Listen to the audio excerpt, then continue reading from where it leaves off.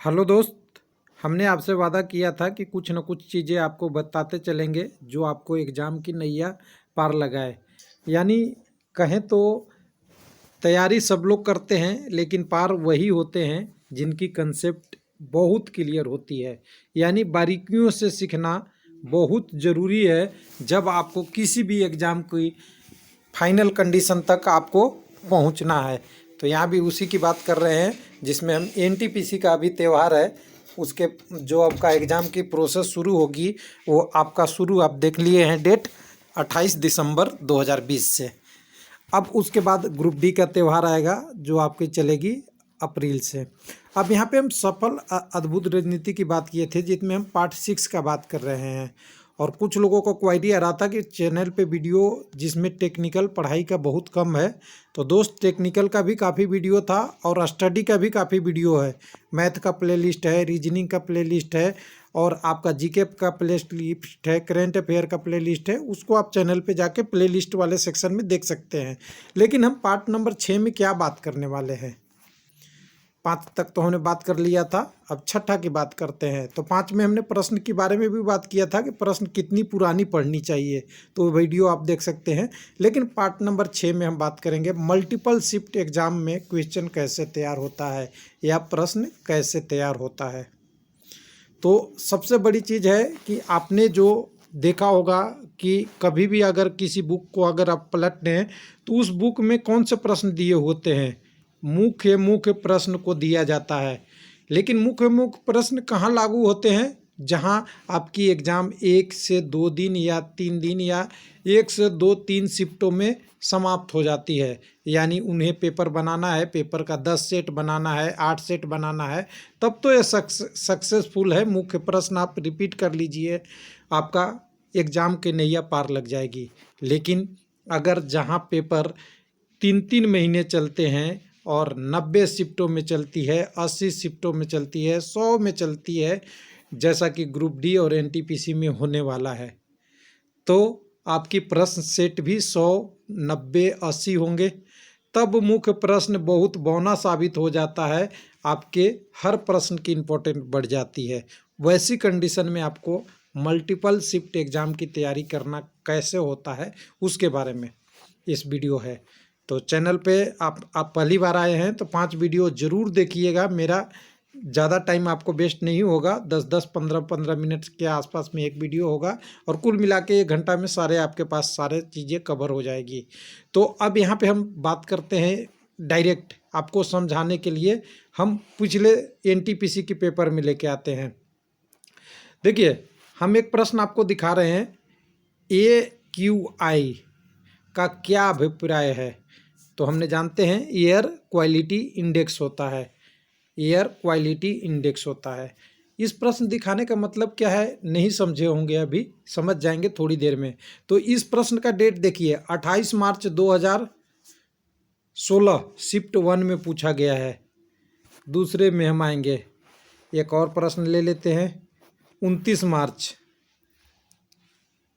प्रदूषण के सूचकांक में SPM का पूर्ण अर्थ क्या होता है। ये 29 मार्च का शिफ्ट 1 में पूछा गया है।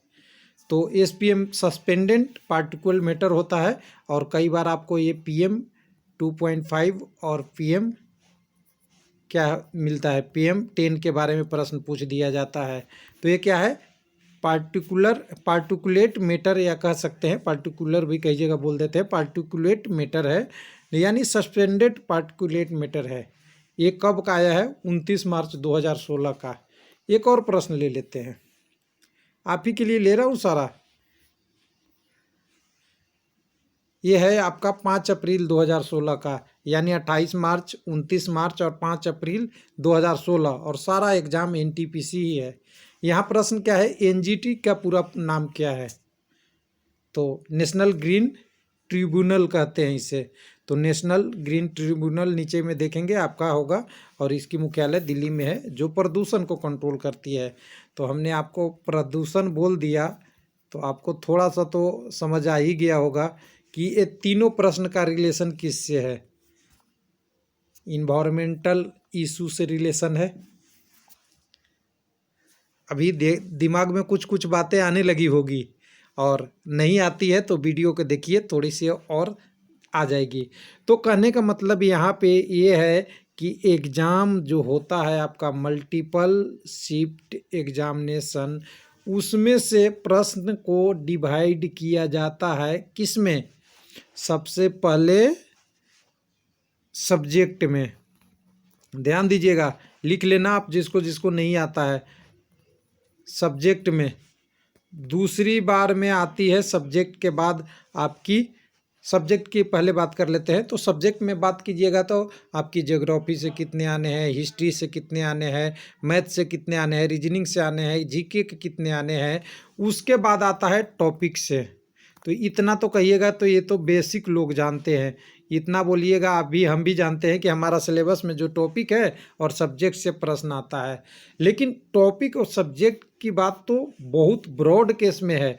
जब आपकी बात होती है कि 1 या 3 शिफ्ट में एग्ज़ाम होता है, लेकिन जब एग्ज़ाम 90-100 शिफ्टों में हो जाती है ना, तो एक टॉपिक में कितने प्रश्न होते हैं? वो सारा कवर होते हैं। वही कवर मैंने आपको दिखाया, 5 अप्रैल को प्रश्न आया था, वही प्रश्न आपको 28 मार्च को आया था, वही प्रश्न 29 को आया था।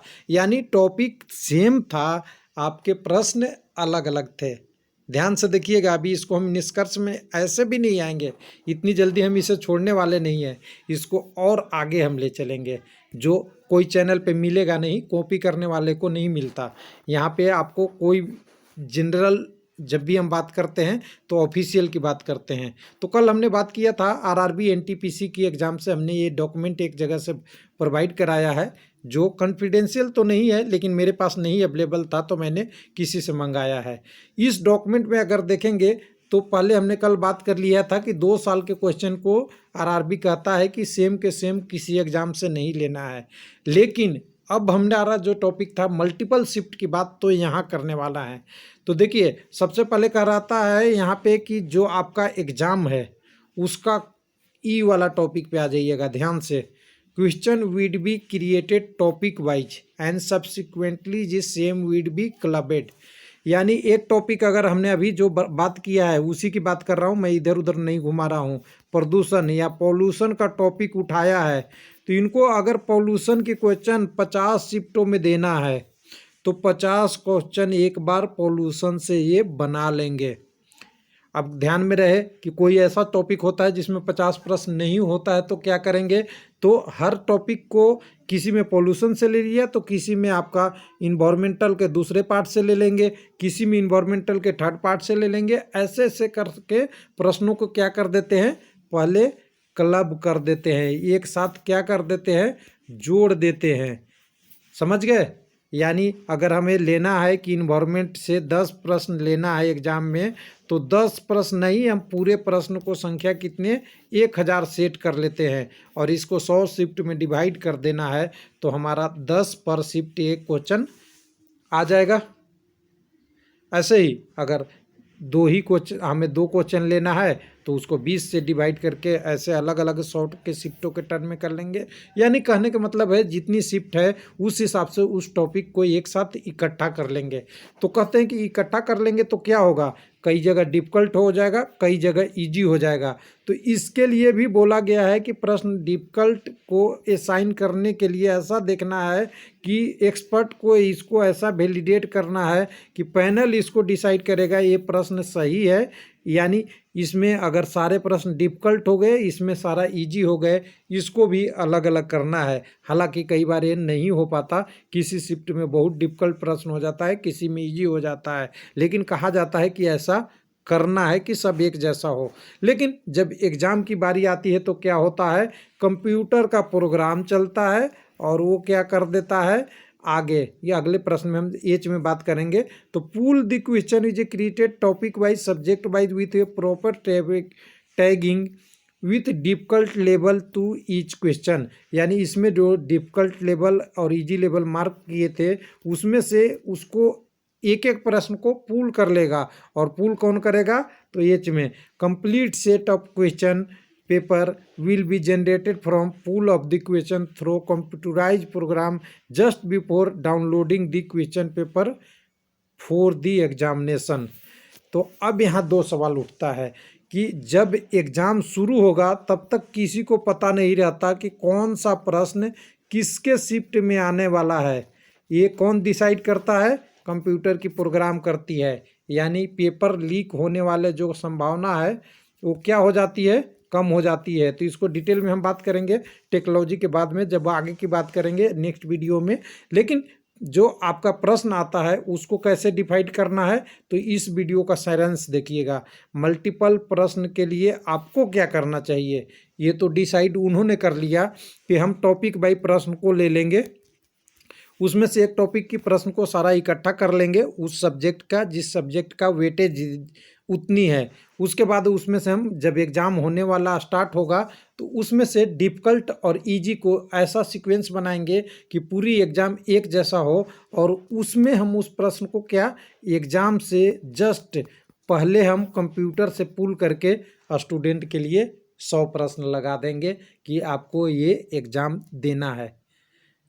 लेकिन अगर इतना मुझे पता है तो हम कैसे स्टडी करें कि इसको हम इस चक्र, एक मिनट मैं एक बार इसको एग्जैक्ट में आता हूँ इसमें, तो इस चक्र को हम कैसे तोड़ पाएँ जिससे हम समझ सके इस चीज़ को कि कैसे हमारी एग्ज़ाम पार हो। यही तो मेरा था मकसद। तो जब भी आप प्रश्न पढ़े, हमने पहले वीडियो नंबर 2 या 3 में बात कर रखा है डिटेल स्टडी। यही एक ऑप्शन है कि आप इसको चैन को तोड़ सकते हैं।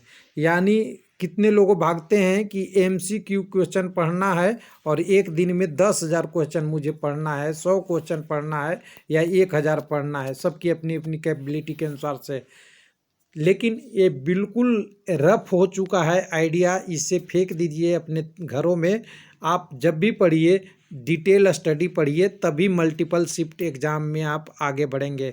यानी आपको एक टॉपिक के जो भी प्रश्न है उसको सारा कवर कर लीजिए। मैं ऐसा क्यों कर रहा हूँ, क्योंकि आपको दिखाया था, मैंने आपको दिखाया कि जो प्रश्न आपने अभी पढ़ा, मान लिए आपने पढ़ा NGT के बारे में पढ़ लिया, लेकिन NGT के बारे में पढ़ा ही नहीं कि ये PM मीटर को कैलकुलेट करते हैं या प्रदूषण को कंट्रोल करने का काम करते हैं या इसका मुख्यालय कहाँ है, या इससे रिलेटेड प्रश्न नहीं है। तो मान लीजिए कि ये प्रश्न आपके शिफ्ट में नहीं आया, आपने खूब इसको पढ़ रखा था, ये शिफ्ट आपने 5 अप्रैल में आया हुआ है, लेकिन आपने 9 अप्रैल को एग्ज़ाम दिया, तो क्या होगा?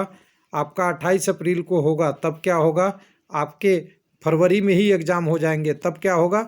आपकी प्रश्न रहेगा तो इसी टॉपिक से, लेकिन आप उसको कवर करने में थोड़ी डिफ़िकल्ट हो जाएगी। और ऐसे ऐसे अगर 5 से 10 प्रश्न डिफ़िकल्ट हो गए तो आपकी एग्ज़ाम में सिलेक्शन और डिसलेक्शन के लिए काफ़ी है। तो समझ गए होंगे कि आपको करना क्या है। आपको करना है डिटेल स्टडी, यानी मल्टीपल शिफ्ट एग्ज़ाम की तैयारी करने के लिए आपके पास एक ही तरीका है जो डिटेल स्टडी है, और टॉपिक को गहराई में पढ़ना है। तो मैंने बताया था परसों लोगों को, जब 28 तारीख की डेट आई थी दिसंबर का, कि कभी भी पढ़िए तो मल्टीपल एग्ज़ाम हो तो डिटेल में पढ़िए। ध्यान दीजिएगा, शॉर्टकट कोई रास्ता नहीं है। लगेगा प्रश्न इजी है, लेकिन टच करने में कहीं ना कहीं गड़बड़ हो जाती है। थैंक यू, धन्यवाद।